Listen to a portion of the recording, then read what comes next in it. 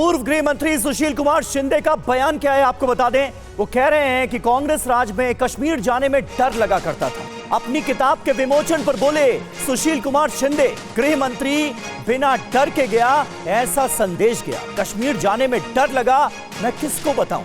गृह मंत्री रहते कश्मीर जाने में डर लगता था, यह कहा है सुशील कुमार शिंदे ने।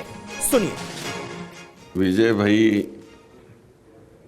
जब मैं होम मिनिस्टर था उसके पहले मैं उनके पास जाता था और एडवाइस भी मांगता था, तो उन्होंने मुझे एक ऐसा असली एडवाइस किया कि सुशील बोले, तू इधर उधर मत भटक, तू लाल चौक में जाके वहाँ भाषण कर, कुछ लोगों से मिल और डल लेक में घूमते चलो ऐसा। और वो एडवाइस से मुझे बहुत कुछ पब्लिसिटी मिली और लोगों में एक ऐसा होम मिनिस्टर है कि जो बिना डर के वो जाता है, लेकिन मेरी वो किसको बताऊंगा। तो वो बयान हमने आपको सुनवाया और साफ साफ अपने बयान में वो कह रहे थे कि भले ही मैं गया, भले ही उससे अच्छी छवि बनी, लेकिन मुझे डर लगता था। और ये बात मैं उस समय किससे कहता। तो देखिए सवाल यही उठ रहा कि कांग्रेस राज में कश्मीर का सच आखिर क्या था। सुशील कुमार शिंदे ने जो बयान दिया है उसके बाद से कम ये सवाल तो उठ ही रहे हैं और बीजेपी भी इसे उठा रही है। देखिए सुशील कुमार शिंदे ने जो कहा, एक बार हम फिर से उसको समझने की कोशिश करते हैं। गृह मंत्री रहते कश्मीर जाने में डर लगता था, ये उन्होंने अपने बयान में कहा है। तो सवाल ये है, पहला सवाल ये, 5 सवाल हम आपके सामने रख रहे हैं। पहला सवाल ये कि क्या सुशील कुमार शिंदे ने माना अब कश्मीर बदल गया है, क्योंकि तब कश्मीर में उन्हें डर लगा था। जी हां, दूसरा अहम सवाल, क्या पूर्व गृह मंत्री ने मान लिया है कि कश्मीर अब सुरक्षित है। आर्टिकल 370 हटाए जाने के बाद कश्मीर की फिजा बदल चुकी है। क्या कांग्रेस नेता ने इशारों में 370 हटने की तारीफ की है? यह अपने आप में बहुत महत्वपूर्ण सवाल है। चौथा सवाल, क्या शिंदे ने कश्मीर पर मोदी सरकार की नीति पर एक तरीके से मुहर लगा दी है, क्योंकि 370 हटाने का क्रेडिट जो है वो मोदी सरकार हमेशा कहती है कि ये हमने किया, हमने संभव किया।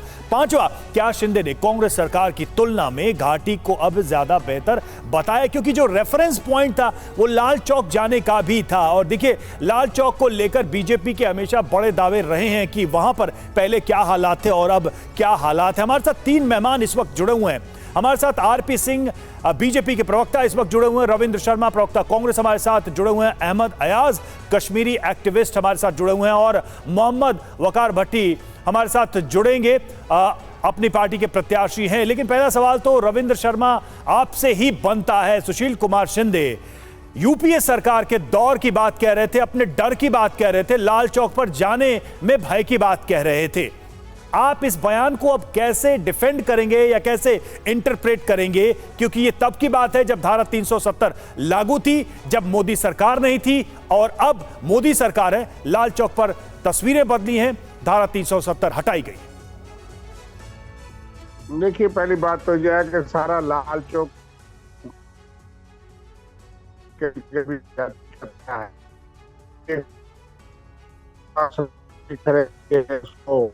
नीला रंग या तिरंगा रंग से सारा जम्मू कश्मीर, पूरे जम्मू कश्मीर की आतंकवाद की अगर बात करें तो 2 दशकों का सबसे ज्यादा आतंकवाद जम्मू सूबे में सरकार के तौर पर था और 370 के तोड़ने के बाद पड़ता। उसका क्या जवाब है बीजेपी के पास?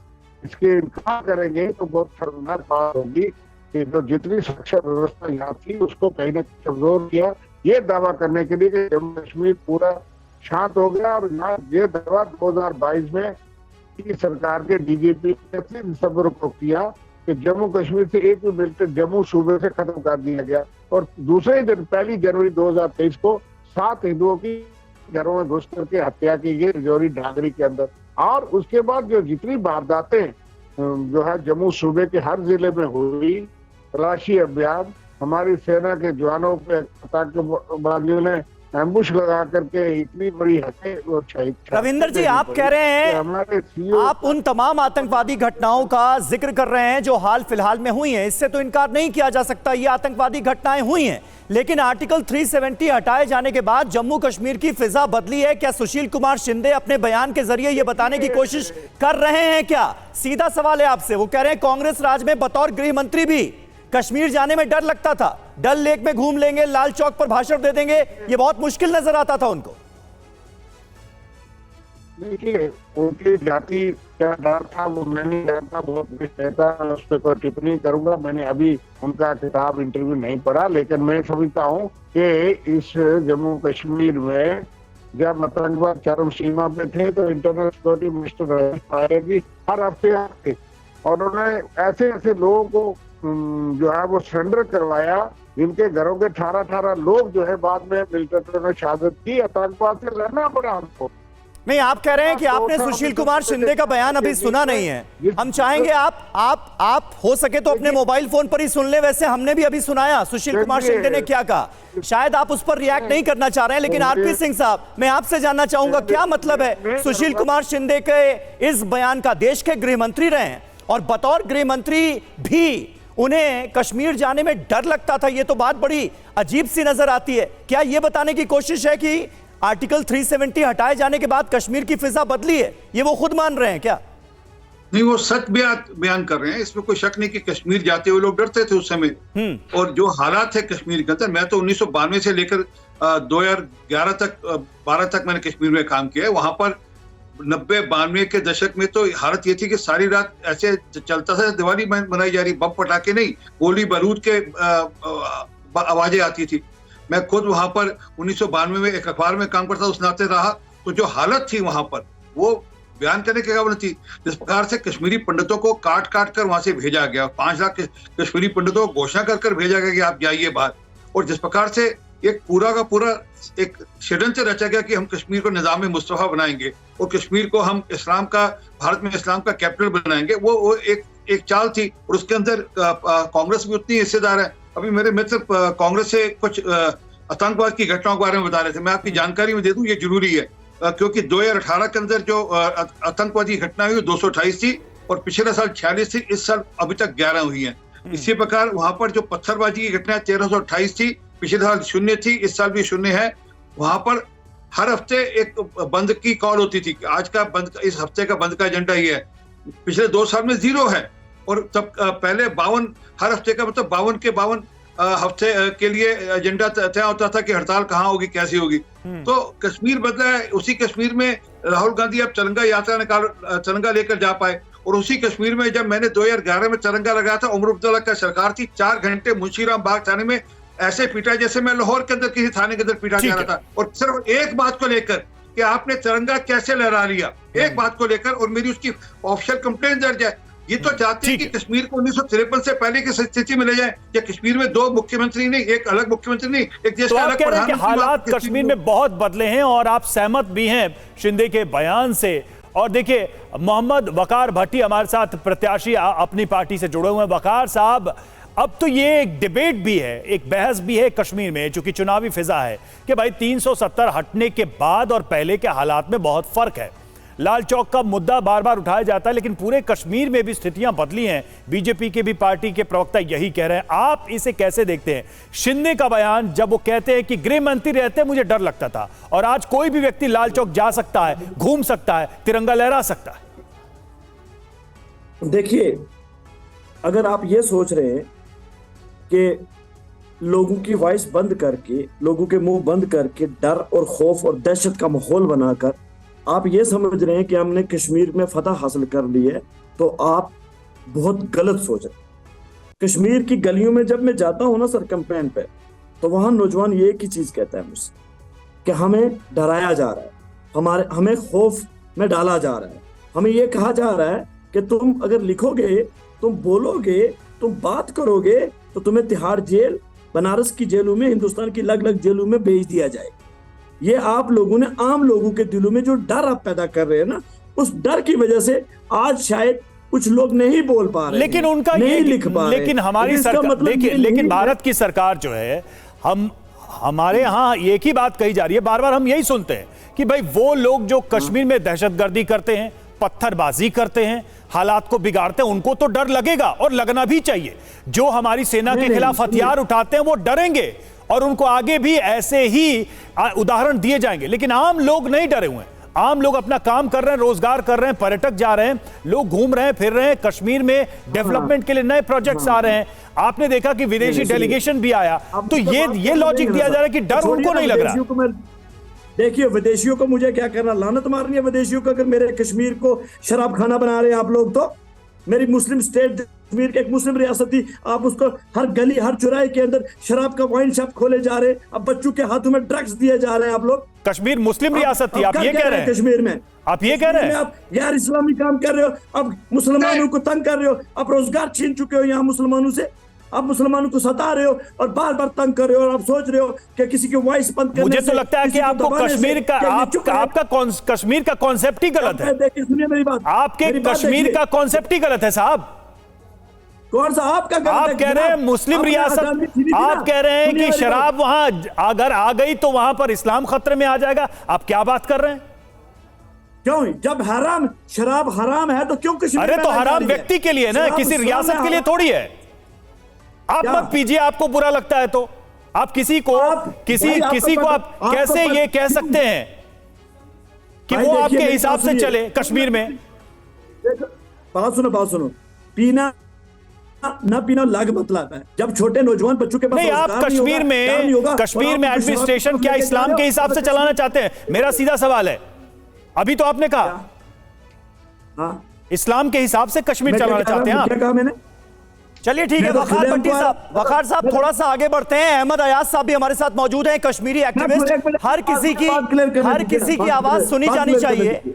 हर किसी, मैं आता हूं वखार साहब, फिर आऊंगा। अहमद अयाज साहब हमारे साथ मौजूद हैं। अयाज साहब, मुझे यह बताइए कि वो शख्स जो इतनी ताकतवर ओहदे पर रहे, देश के गृह मंत्री रहे 2012 से 14 तक, क्या लगता है आपको 19 के बाद आर्टिकल 370 हटाए जाने के बाद हालात ऐसे बदले हैं कि अब उनको भी यह कहना पड़ रहा है कि भाई पहले कश्मीर जाते थे तो डर लगता था, लोग जब सलाह देते थे कि भाई डल लेक में जरा घूम आइए, जरा शिकारे पर बैठ जाइए, जरा लाल चौक पर भाषण दे दीजिए, स्पीच दे दीजिए, तो हालत खराब हो जाती थी। लेकिन आज हालात बदले हैं। क्या ये कश्मीर की वो असलियत है जिससे नेशनल कॉन्फ्रेंस और बहुत हद तक कांग्रेस पार्टी भी इनकार कर रही है? एक चीज समझ में नहीं आ रहा कि शिंदे साहब ने ऐसी बात किस पस मंजर में कही है। हमें याद है कि जब वो होम मिनिस्टर थे जी, तो वो जम्मू कश्मीर आते थे और एक बार वो डल से भी आए और हजरत बल भी गए, और वो मुझे अच्छी तरह से याद है।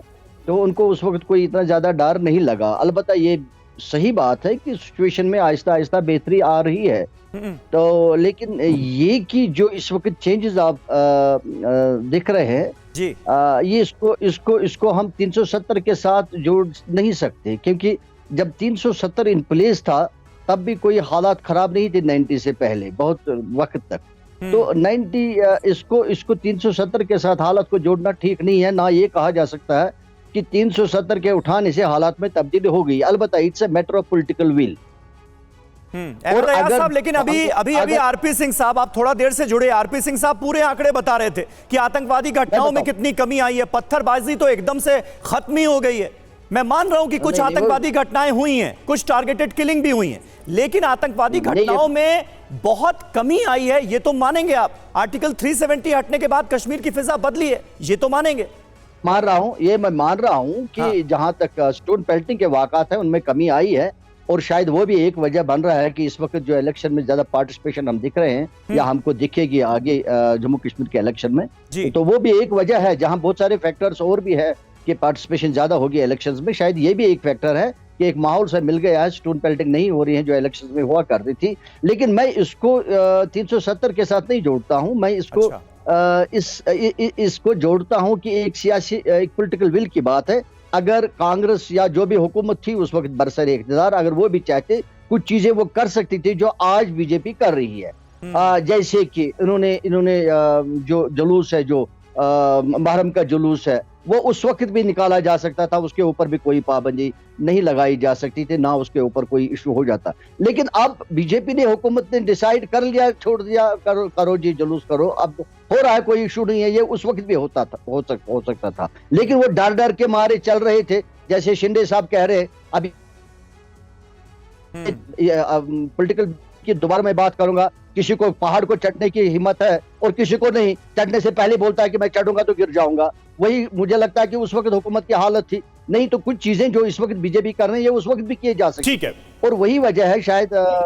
ठीक है, लेकिन ऐसे मौके पर शिंदे के इस बयान ने इस बहस को तो छेड़ ही दिया, और मुझे लगता है कि चुनाव में भी यह मुद्दा बड़ा बन सकता है कश्मीर में, क्योंकि पहले और तब के हालात की तुलना, पहले और अब के हालात की तुलना, उसका कंपैरिजन एक स्वाभाविक, एक नेचुरल डिबेट है कश्मीर के अंदर इस वक्त। और देखिए आर्टिकल 370 पर फारूक अब्दुल्ला ने क्या कहा, वो बयान हम आपको बताने जा रहे हैं। 370 को हटाने में कई साल लगे, वक्त लगेगा, लेकिन लाएंगे जरूर। यानी 370 को लेकर नेशनल कॉन्फ्रेंस के सबसे बड़े नेता का बयान अभी भी वही है, यानी कि 370 को वापस कश्मीर में लाना है। कह रहे हैं वक्त लगेगा लेकिन उसे वापस लाएंगे जरूर। क्या कहा उन्होंने, आइए सुनते। मेरा सवाल इनसे है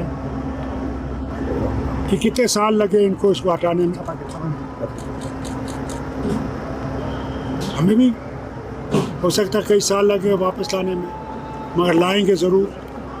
ये यहाँ की आवाज़ नहीं है, ये सारे जम्मू कश्मीर की आवाज़ है। और हमारे साथ देखिए तमाम खास मेहमान मौजूद हैं। रविंदर शर्मा भी हमारे साथ कांग्रेस पार्टी से मौजूद हैं। वकार साहब, ये बताइए कि आप तो अपनी पार्टी से चुनाव लड़ रहे हैं, आप तो कश्मीर की आवाम के बीच, लोगों के बीच जाते भी हैं। ऐसे में ये मानने में क्या दिक्कत है कि आर्टिकल 370 हटाए जाने के बाद हालात बदले हैं? हालात जो बदले हैं वो तो साफ साफ नजर आ रहे हैं। आप लोग ये हमेशा डिनाइल मोड में क्यों रहते हैं भाई? देखिए मेरी जाकर वीडियो देखिए, जो मैं कैंपेन करता हूँ ना, हाँ। मैं वो आपको बता रहा हूँ। कश्मीर का हर नौजवान, और यहाँ तक कि कश्मीर के बुजुर्ग, कश्मीर की माएं कह रही हैं कि यहाँ डराया जा रहा है, प्रेशर किया जा रहा है, यहाँ आर्मी और फौज की धमकियां दिलवाई जा रही हैं। और ये 370 के बाद कंटिन्यू कश्मीर में हो रहा है कि आवाज मत उठाइए आम लोगों को। 370 तो छोड़िए जनाब, यहाँ तो कश्मीर का हर नौजवान चाहता है कि जो नेहरू जी ने हमसे वादा किया था, जो माहिदा किया था कश्मीर के साथ, जो एग्रीमेंट किया था, हमें उसी एग्रीमेंट के साथ जाना चाहिए। क्योंकि माहिदा दिल्ली ने तोड़ा है, माहिदा हमने कभी नहीं तोड़ा। हमारे पीठ पीछे खंजर हमेशा दिल्ली के सियासतदानों ने मारा है जनाब। कश्मीरियों ने तो हमेशा वफादारी की है, कश्मीरियों ने हमेशा हिंदुस्तान के साथ चलने की कोशिश की है। अरे हिंदुस्तान के साथ तो चल रही है, और किसके साथ चलेंगे? आप ही का मुल्क है ना हिंदुस्तान। आप कह रहे हैं हिंदुस्तान के साथ चलने की बात। अरे भाई चलना ही है आपको, और कौन सा मुल्क है आपका?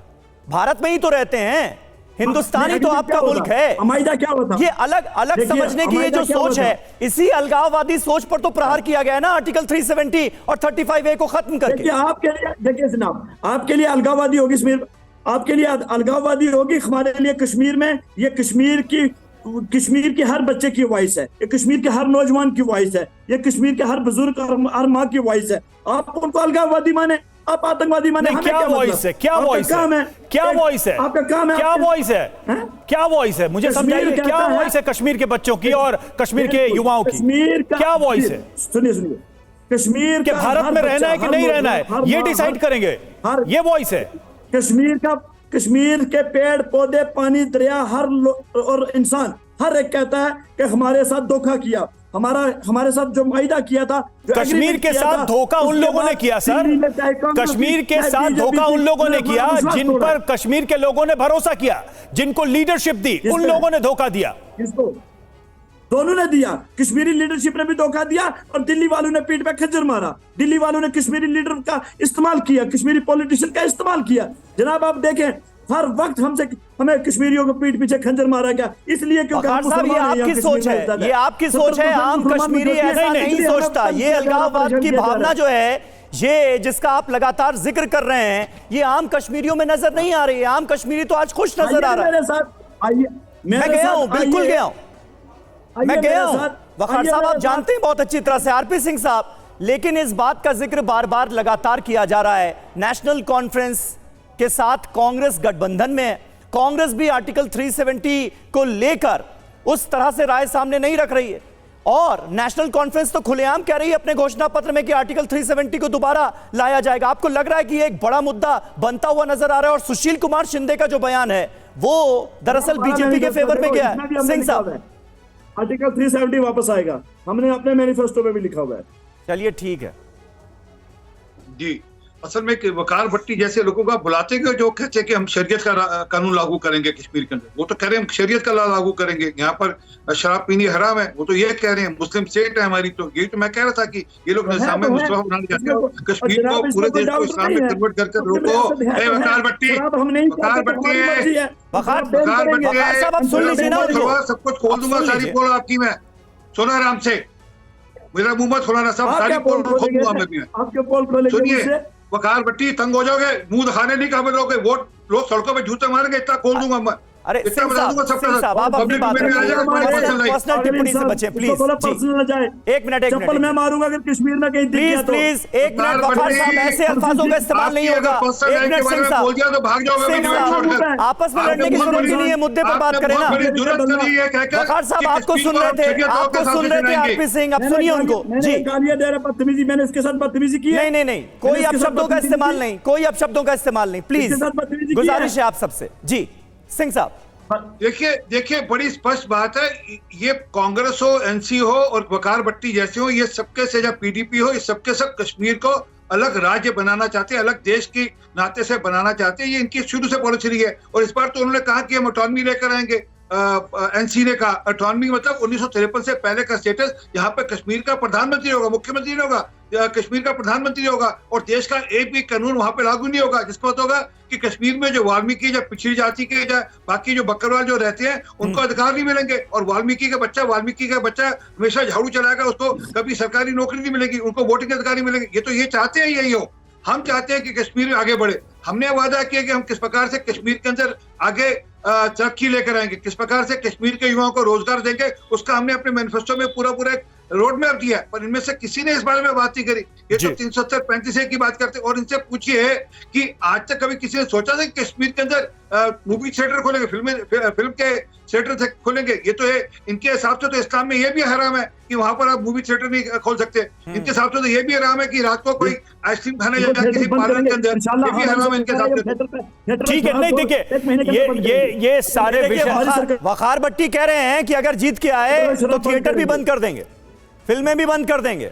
बहुत अच्छी बात है वकार भट्टी साहब, आपने क्लियर तो कर दिया कम से कम। जी रवि। बिल्कुल ये सवाल यहीं से शुरू होता है कि कश्मीर को आखिर क्या, कश्मीर को बनना क्या है?